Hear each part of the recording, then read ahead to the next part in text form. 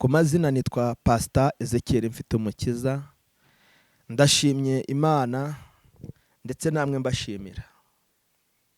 Kubakunda ndabakunda kandi murabizi. Birashoboka ko wari utabizi, ntizere ko nawe ubimenye. Nari mfite ijambo ry'ihumure rije guhumuriza umutima wawe, nkubwire ngo komera. Abakurwanyije ni abantu kubera nawe uri umuntu. Abakugambaniye ni abantu kuko nawe urundi. Abakugiriye neza ni abantu kuko nawe urundi muntu.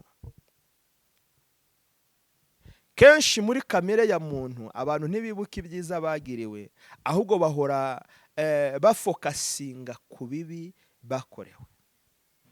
Ndagira ngo uyu munsi nkwibutse isezerano ry'Imana. Bababarire kuko nubwo baguhemukiye ntibakuruse, no. Bagirire neza uretse umutima mubi bakurusha nta n'ikindi. Basengere, basabira umugisha, kuko si wowe utanga. Itanga nibona ko badakwiriye umugisha, izabaha ibikwiriye n'ibyo bakwiriye kuba babona. Nyarwanda yaravuze ngo icyo umuntu abiba nicyo asarura.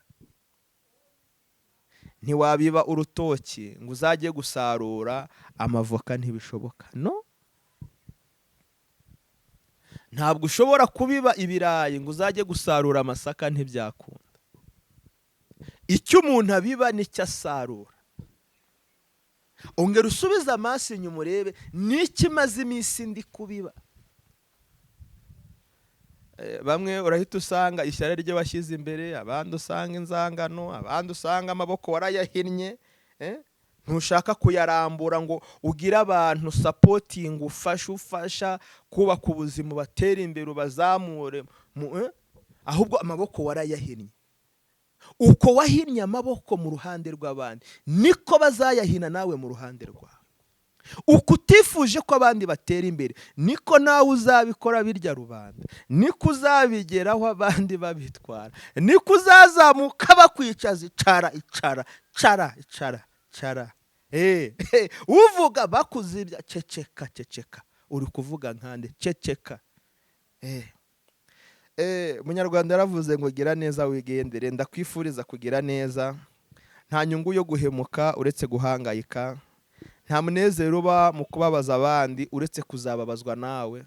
Kandi iyo ugiye kubabazwa hazamo n'indishyi. Ariko kuwagize neza, ineza ntibora. Ineza ntibora. Ndabyibuka Dawidi amaze kuba umwami, niwe warahiye aravuga ati sinakwibagirwa inshuro narokotse ku bwa Yonatani, Sawuli ampiga. Nta waba agihari, bati wapi.